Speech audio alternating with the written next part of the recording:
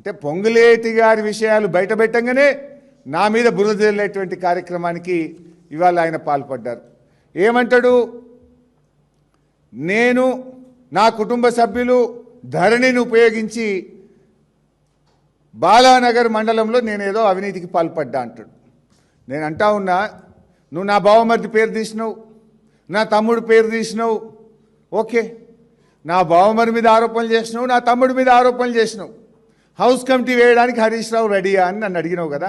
I'm ready.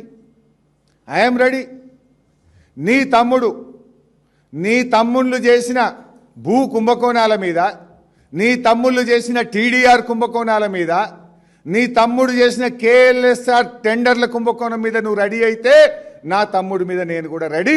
ఇద్దరం కూడా ఎంక్వైరీకి ఇద్దాం. నా బావమరిది మీద ఆరోపణ చేసినావు కదా, నేను రెడీ.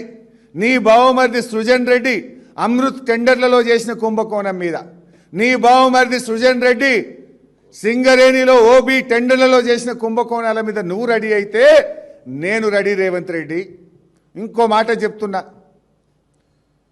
నేను చెప్పిన హౌస్ కమిటీ వేయకు, నువ్వు చెప్పిన సిబిసిఐడి వద్దు. ఇద్దరం కలిసి హైకోర్టు సిట్టింగ్ జడ్జి చేత విచారణ జరిపిద్దాం. Are you ready mister Revanth Reddy? Let's give it to high court sitting judge. నిజాలు బయటకు రాని. I'm ready. Are you ready? తోకముడిచి బారిపోకు, చిల్లర మాటలు మాట్లాడకు, నీ చెంచాగాలతో నన్ను తిట్టించే ప్రయత్నం చేయకు. దమ్ము ఉంటే, నిజాయితీ ఉంటే, come on, will give it to sitting judge. Are you ready?